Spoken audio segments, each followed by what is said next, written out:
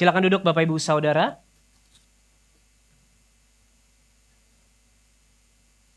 Di awal Mei ini kita memasuki seri kita yang baru, yang akan cukup panjang kita jalani. Kita akan lewati selama 15 minggu bersama-sama ya. Judulnya adalah Nyanyian Ziarah atau Songs of Ascents.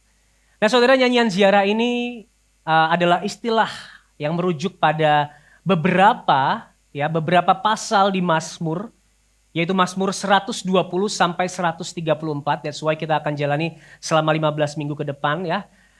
Dan ini menunjukkan 15 lagu yang hari itu orang Israel pakai untuk berziarah ke Yerusalem. Saudara, arti kata ziarah ini dalam bahasa aslinya adalah naik. Dan ini menggambarkan perjalanan naik ke Yerusalem yang secara geografis itu ada di dataran tinggi. Dan ini menggambarkan juga perjalanan rohani bangsa Israel, umat Israel, ketika mereka harus beribadah ke bait Allah. Khususnya di hari-hari raya yang besar, saudara ya. Nah, hari itu lagu-lagu ziarah ini, nyanyian-nyanyian ziarah ini dinyanyikan saat mereka jalan ke Yerusalem, saat mendekati bait Allah, dan dalam konteks ibadah bersama-sama. Jadi bukan sekedar nyanyian, saudara ya. Ini nyanyian iman dalam perjalanan menuju hadirat Allah. Nah, temanya bermacam-macam, saudara. Ada pertolongan Tuhan, ada sukacita beribadah, ada pengharapan di dalam kesesakan, ada pemeliharaan Tuhan atas umatnya. Jadi secara garis besar, saudara ya, Mazmur-Mazmur ini menggambarkan perjalanan iman kita semua dari kesesakan menuju pengharapan, dari dunia menuju hadirat Allah. Nah saudara, hal ini menggambarkan apa saudara? Menggambarkan ziarah kita ya. Kita ini bukan warga negara sini saudara. Kita sedang berziarah di sini. Ini menggambarkan ziarah kita dalam menjalani hidup di dunia ini. Kita semua gereja adalah umat Allah yang sedang berziarah menuju Yerusalem yang baru. Dan Kristus adalah pusat dari ziarah kita. Karena melalui Kristuslah kita datang kepada Allah. Dan ini penting sekali untuk kita dengarkan, untuk kita pelajari. Karena Mazmur-Mazmur ini menggambarkan, mencerminkan realitas hidup kita yang sangat dekat dengan sehari-hari kita. Ada pergumulan, ketakutan, ya, kesesakan, bahkan pertobatan dan juga pengharapan. Dan saya berdoa Mazmur-Mazmur yang akan kita baca sama-sama selama 15 minggu ini menjangkau hati kita secara pribadi, ya. Menolong kita untuk melihat bahwa hidup kita ini adalah perjalanan rohani. Kita di dunia ini bukan tujuan akhir, saudara. Dan di tengah kita cenderung melekat pada hal-hal yang ada di dunia ini, saudara. Kiranya nyanyian ziarah ini, Mazmur ziarah ini mengingatkan kita bahwa ada pengharapan kekal, Yerusalem yang baru, kekekalan di dalam Yesus Kristus. Amin.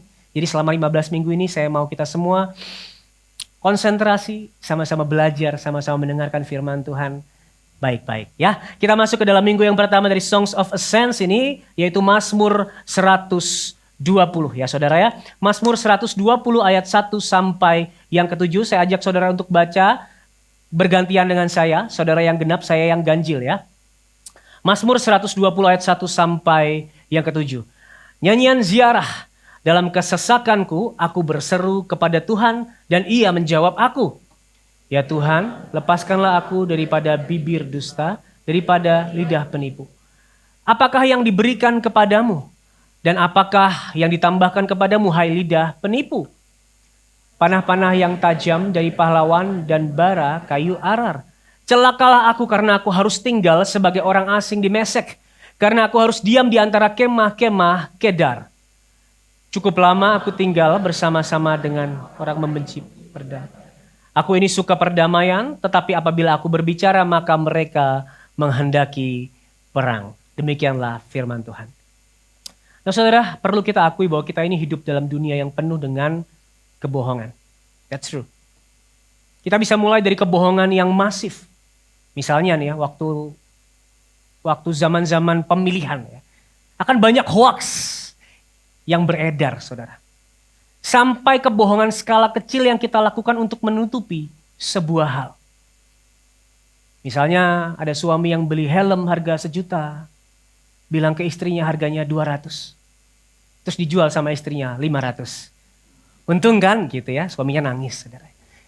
Mulai dari kebohongan publik sampai kebohongan yang kita lakukan secara pribadi. Contohnya kita bilang aku gak apa-apa. Padahal kita sedang terluka, kita sedang tidak kuat dan tidak mampu untuk melanjutkan perjalanan saudara. Dan yang katanya paling menyakitkan adalah kebohongan yang ditujukan kepada kita alias fitnah. Saudara ya, siapa yang pernah difitnah di sini boleh lambaikan tangan?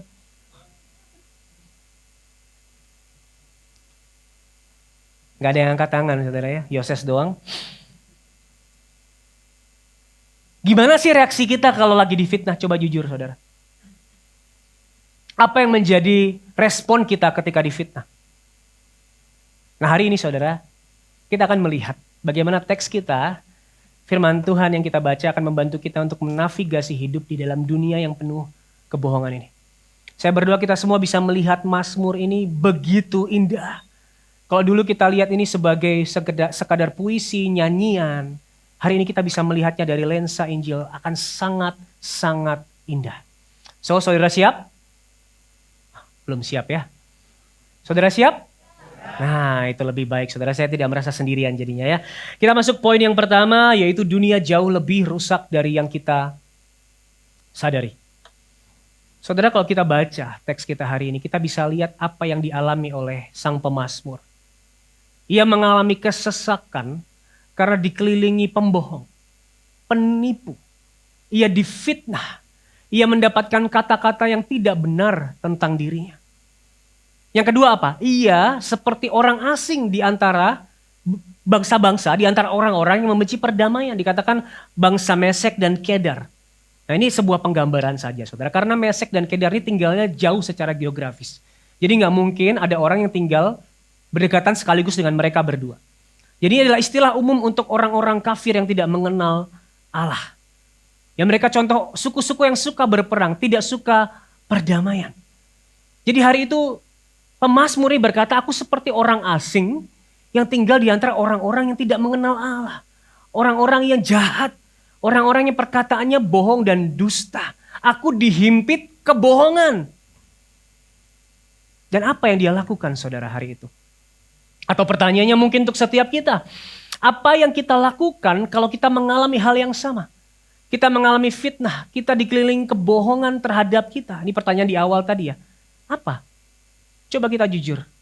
Kalau difitnah kita ngapain saudara? Marah-marah. Oke. Counter attack saudara ya. Menyerang balik. Atau kumpulin orang-orang banyak untuk keroyok yang memfitnah saudara. Kita serang beramai-ramai. Atau apa? Mungkin saudara lebih ahli ya. Untuk memikirkan apa yang harus aku lakukan kepada orang yang memfitnah aku. Tapi teks hari ini menunjukkan kepada kita sebuah sikap yang terutama dimiliki oleh sang pemazmur. Apa saudara? Ia berseru di dalam kesesakannya. Ia bukan berseru kepada manusia. Tolong aku, ayo. Tolong aku untuk menyerang mereka yang memfitnah aku. Enggak saudara, ia berseru kepada Tuhan. Dan dikatakan, iya Tuhan mendengar aku. Saudara, betapa kita semua umat Allah sering dihadapkan dengan kesesakan. Tetapi kita punya Tuhan yang mendengar kita. Amin. Saudara, kalau orang bisa berubah sikap kalau mendengarkan fitnahan tentang kita ya. Misalnya orang ini dulu dekat. Terus ada fitnahan, kabar-kabar buruk tentang kita. Orang ini mulai berubah sikap terhadap kita. Ia menjauhi kita, ia gak mau dekat lagi sama kita. Tapi kabar baiknya, Tuhan tidak pernah berubah. Ini kabar baik buat kita. Seberapa besar pun fitnahan yang ditujukan kepada kita, Tuhan tidak berpaling dari kita, amin. Tuhan mengenal kita. Ia mengenal siapa diri kita. Ia mengenal isi hati kita. Dan ia mengerti setiap kebohongan yang dilemparkan terhadap kita. Dan ia tidak berubah karena kebohongan-kebohongan tersebut. Jadi yang pertama, tenanglah saudara. Ketika ada fitnahan yang datang, berserulah kepada Tuhan. Karena kasih Tuhan kepada saudara dan saya sudah sempurna di dalam Yesus Kristus. Tidak berubah sekalipun ada hal-hal bohong yang ditujukan kepada saudara. Kasihnya tidak berubah. Karena sudah sempurna dan pasti di dalam Yesus Kristus. Jadi ini yang pertama perlu kita mengerti saudara. Ketika kebohongan dan fitnah itu menyerangmu, datang dan berserulah kepada Tuhan. Mari stop untuk pertama-tama cari pembelaan manusia. Datanglah dan berseru kepada Tuhan. Amin. Hendaknya ini mengubah cara kita menerima fitnahan, saudara. Kalau dulu mungkin kita sangat reaktif. Kalau dulu kita mencari pertolongan dari manusia, hari ini berlututlah datang kepada Tuhan. Ia mendengar seruan saudara. Dan sama seperti kita, saudara. Hal ini bukan hal yang baru, bahwa kita hidup di dunia yang penuh dengan kebohongan. Sang pemazmur juga sudah dari dulu dunia ini penuh dengan kebohongan. Nah masalahnya, kita sering berpikir, the problem itu di luar sana. Masalahnya itu sistem. Masalahnya itu peraturan. Apalagi masalahnya didikan. Masalahnya sosial media ini sudah terlalu kotor dengan kata-kata yang jahat. Mendingan sosial media diblokir gitu ya saudara. Dan memang Mazmur ini jelas menggambarkan dunia yang rusak. Menggambarkan bahwa kita memang hidup di dalam budaya yang sudah rusak. Tapi Mazmur ini berfokus bukan hanya pada struktur atau sistem, tapi moral secara personal. Perhatikan bahasa yang dipakai, bukan struktur dusta atau sistem yang tidak adil, tetapi bibir dan lidah. Dan ini menunjukkan tindakan manusia secara pribadi. Ini menunjukkan kepada kita dosa tidak digambarkan sebagai sesuatu yang abstrak, tetapi isi hati manusia yang keluar secara nyata dan konkret melalui perkataan. Dan saudara, walaupun Mazmur ini tidak secara eksplisit menyebut hati ya, tapi kalau kita mau konsisten dengan apa yang Alkitab katakan, dengan jelas kita bisa mengerti bahwa perkataan itu keluar dari hati. Perkataan itu memancar dari hati. Bahkan Yesus sendiri berkata di Matius 12 ayat 34 ya. Hai kamu, saya nggak menunjuk ya, keturunan ular berbisa, bagaimanakah kamu dapat mengucapkan hal-hal yang baik, sedangkan kamu sendiri jahat? Karena yang diucapkan mulut keluar dari hati, saudara. Masalahnya bukan sekadar sistem atau struktur dan peraturan, tapi hati. Nah bagaimana pemazmur datang kepada Tuhan hari itu? Berseru kepada Tuhan atas segala dusta dan fitnah yang ia terima. Menunjukkan bahwa ia membawa persoalan ini ke level relasi dengan Allah. Karena ia tahu banget saudara. Pertolongan yang dibutuhkan dalam dunia yang penuh dengan kebohongan bukanlah perubahan dari luar, tetapi pertolongan dari Tuhan sendiri. Kalau kita perhatikan juga saudara, ada ketegangan dalam ayat 6 dan 7. Pemazmur bilang, cukup lama aku tinggal bersama-sama dengan orang yang membenci perdamaian. Aku ini suka perdamaian, tetapi apabila aku berbicara maka mereka menghendaki perang. Ini semakin menegaskan bahwa kebohongan yang ada bukan sekadar konflik budaya. Yang satu suka perang, yang satu suka berdamaian, yang satu suka berbohong, yang satu suka jujur. Enggak saudara, ini konflik di dalam hati. Ini bukan hanya menunjukkan sebuah kebiasaan yang berbeda, tapi menunjukkan dua buah disposisi hati yang berbeda. Nah akhirnya saudara, apa yang bisa kita tarik di sini? Kita melihat bahwa dunia sekali lagi lebih rusak daripada apa yang kita bayangkan. Dunia ini bukan cuma membutuhkan perbaikan sistem atau struktur, saudara. Perhatikan kata cuma ya, saya nggak bilang kita nggak butuh perbaikan sistem atau struktur. Tapi bukan cuma membutuhkan perbaikan sistem atau struktur. Dunia ini membutuhkan juru selamat yang membarui hati. Karena struktur bisa diperbaiki saudara. Sistem bisa dibenahi, bisa dibuat makin canggih. Tapi kalau hati kita tidak diperbarui, maka kita hanya akan menjadi pendosa yang makin pintar. Kita jadi pendosa yang mencari-cari celah untuk mengelabui struktur, sistem, dan peraturan. Dulu kalau saudara ingat ya, zaman COVID, ya semua sekolah, kuliah kan pakai Zoom saudara ya. Nah supaya anak-anak ini nggak sambil tiduran, nggak sambil main, tetap fokus. Disuruh apa? On cam, nyalain kamera. Tapi ada tuh anak SD yang sudah sangat pintar, dia merekam videonya, dan dia pasang sebagai avatarnya dia. Ya, kayak kalau nggak salah GIF ya. Untuk mengelabui sang guru, mengelabui sang dosen, ya, bahwa dia sedang online. Ini membuktikan peraturan yang ada, saudara, sistem yang ada secanggih apapun, tanpa perubahan hati akan membuat kita menjadi pendosa yang lebih canggih aja, saudara. Pendosa yang lebih pintar. Maka yang kita butuhkan, maka yang dunia ini butuhkan, bukan hanya perbaikan sistem, bukan hanya peraturan yang semakin canggih, tapi hati yang dibaharui oleh seorang juru selamat. Amin, saudara. Dan ini berhubungan dengan poin kita yang kedua. Kalau poin yang pertama adalah dunia lebih rusak daripada yang kita bayangkan, poin yang kedua adalah dosa kita lebih serius daripada yang kita akui. Saudara, kita ini cenderung berpikir seperti ini ya. Masalah dunia yang penuh kebohongan ini adalah orang lain.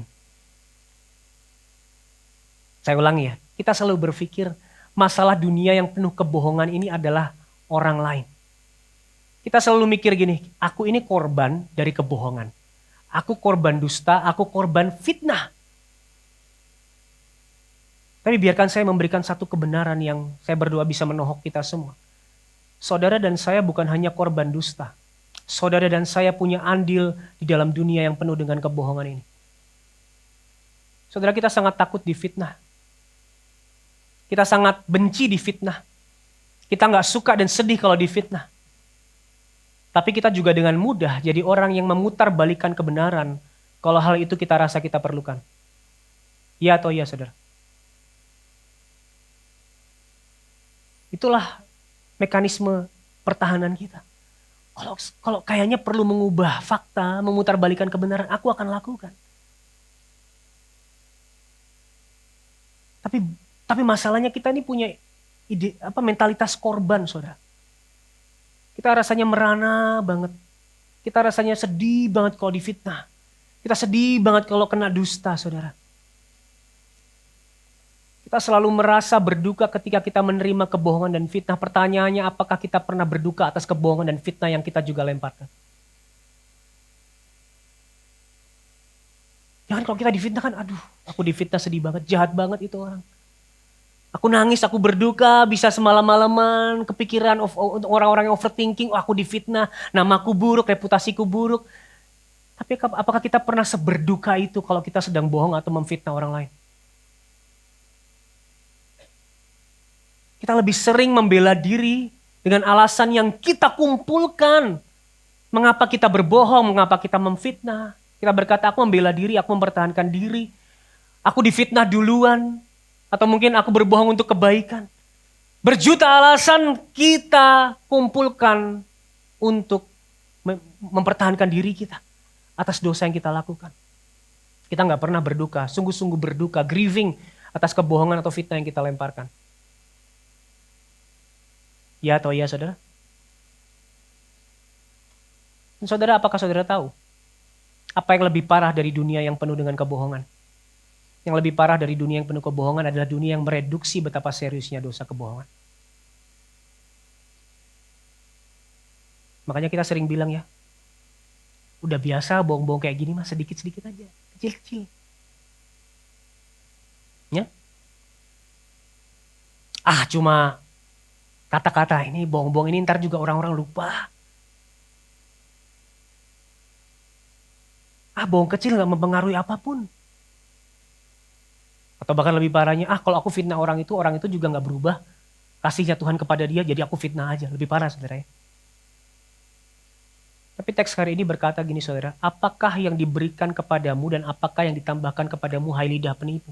Pemazmur tanya gini, apa sih yang jadi bagian lidah penipu ini?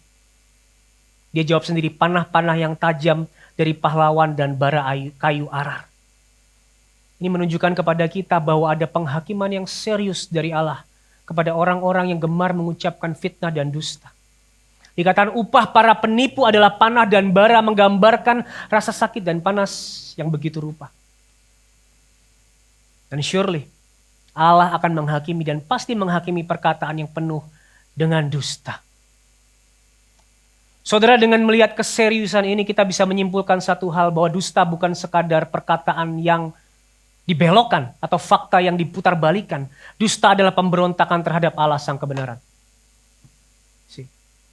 Dan kebenaran ini menghancurkan ilusi kita sebagai hanya orang baik yang disakiti oleh kebohongan orang lain. Karena saudara dan saya juga punya andil dalam dunia yang penuh kebohongan ini. Dan kalau kita mau jujur, kita juga punya andil dalam dunia yang penuh kebohongan. Kita juga bisa melihat bahwa Allah yang adil bukan hanya menghakimi mereka, tapi juga harusnya menghakimi saudara dan saya. Menghakimi setiap kita.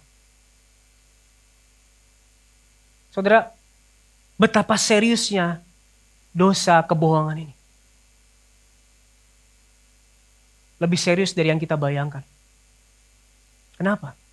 Karena Allah kita adalah pribadi yang tidak pernah berdusta. Dan itulah karakternya, ialah sang kebenaran. Kalau kita menyembah Allah yang tidak pernah berdusta, bagaimana mungkin kita menganggap kebohongan hanyalah hal yang ringan dan biasa saja. Sedangkan Allah yang kita sembah adalah Allah yang tidak pernah berdusta.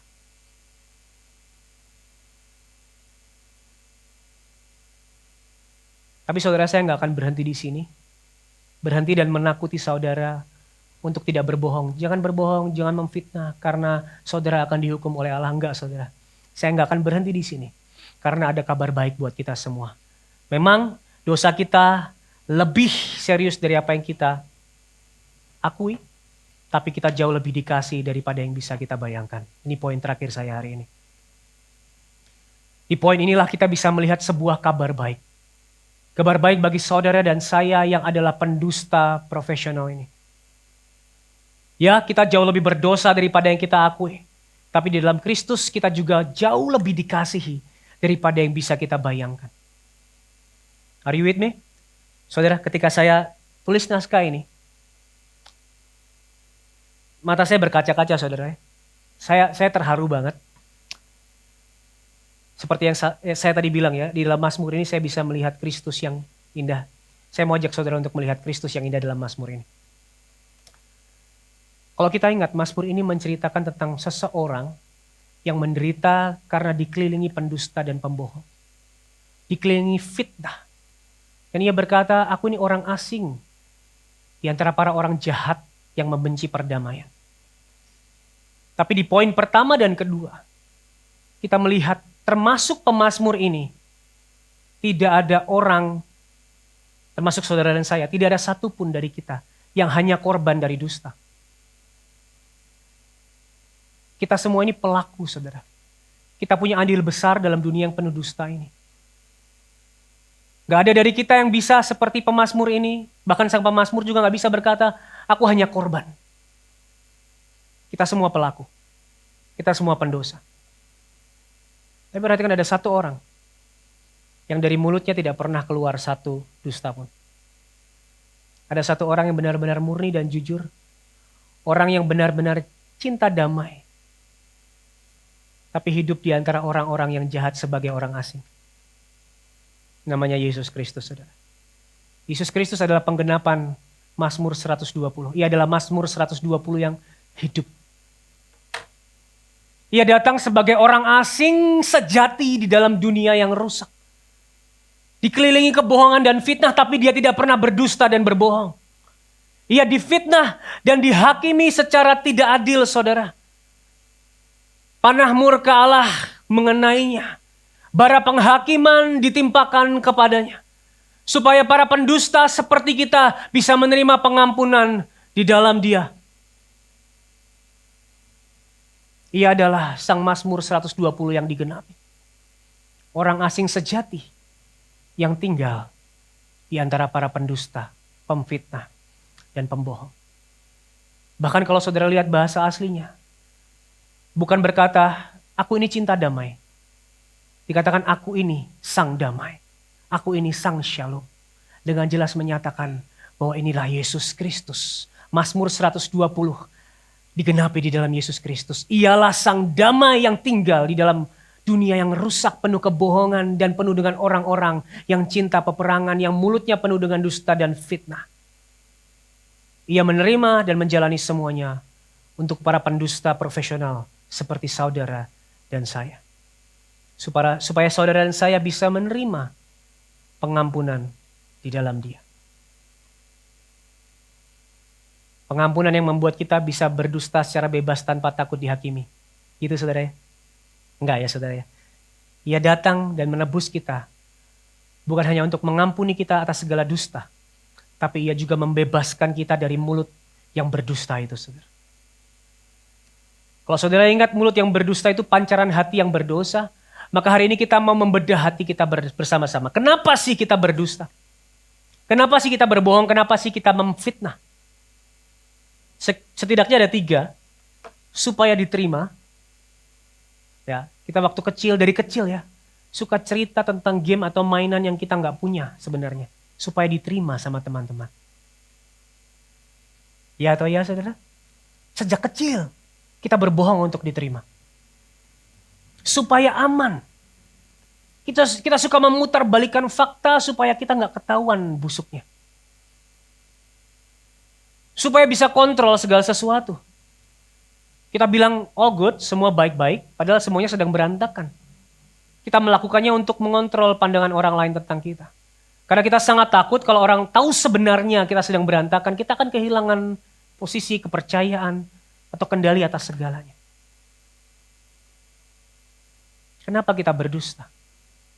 Ternyata ada masalah yang lebih penting dari sekadar kebenaran yang dibelokkan. Tapi hati yang mencari keamanan. Hati yang mencari penerimaan. Dan kebohongan kita berawal ketika kita percaya pada kebohongan yang iblis lontarkan. Bahwa you are not enough. Makanya kita mau naik dengan ketidakjujuran. Makanya kita mau naik dengan menjatuhkan dan memfitnah orang lain karena kita berpikir I'm not enough. Makanya kita mau menutupi semuanya karena I'm not enough. Dan masalahnya selama ini kita hanya berusaha berhati-hati pada kebohongan yang dilontarkan terhadap kita, tapi kita juga perlu berhati-hati pada kebohongan yang dilontarkan kepada kita. Bedanya apa? Yang terhadap kita itu fitnah, kebohongan, dusta, fakta yang salah tentang kita. Tapi hari ini saya mau ingatkan untuk berhati-hati pada kebohongan yang dilontarkan kepada kita. Kebohongan yang dunia lontarkan bahwa engkau gak cukup, bahwa engkau perlu mencari penerimaan dari manusia, engkau perlu mencari pengakuan dari manusia. You are not enough. Tapi salib Kristus menyatakan bahwa kita sudah diterima. Kita sudah aman dan kita cukup di dalam Dia. Dan inilah yang membebaskan kita dari mulut yang penuh dusta dan fitnah. Kita tidak perlu lagi memutarbalikkan kebenaran agar kita merasa cukup karena kita cukup di dalam Kristus. Amin, saudara. Inilah yang membebaskan kita dari mulut yang berbohong, mulut yang berdusta, mulut yang memfitnah orang lain, yang menjatuhkan orang lain dengan kebohongan dan kepalsuan, karena kita tahu kita cukup di dalam Kristus. Nah saudara, kalau kita balik ke pertanyaan di awal, bagaimana kalau kita mengalami fitnahan? Bagaimana Injil menolong kita menghadapi fitnahan yang ditujukan kepada kita? Sering ya kita mungkin mendengar, udah diamin aja, ampuni saja. Toh kasih Tuhan tidak berubah terhadap kamu. Ya, satu sisi benar. Tapi saudara, di salib kita bisa melihat ada kasih dan ada kebenaran Allah. Ya, di salib kita tidak melihat kebenaran itu ditiadakan. Di salib ada kasih dan kebenaran yang menjadi satu di dalam Yesus Kristus. Dan demikian pula ketika kita menghadapi fitnah. Yang pertama, kita tidak hancur oleh fitnah. Karena kita ingat bahwa fitnahan orang lain tidak merusak siapa kita di dalam Kristus. Allah melihat dan mengenal kita, kasihnya tidak berubah ketika kita difitnah, dan ini lebih aman dari apapun.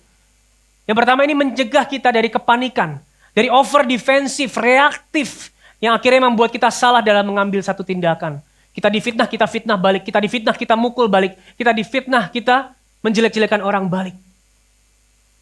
Ketika kita tidak hancur oleh fitnah, ini menghalangi kita dari hidup yang punya kepanikan dan overreaktif atas segala sesuatu.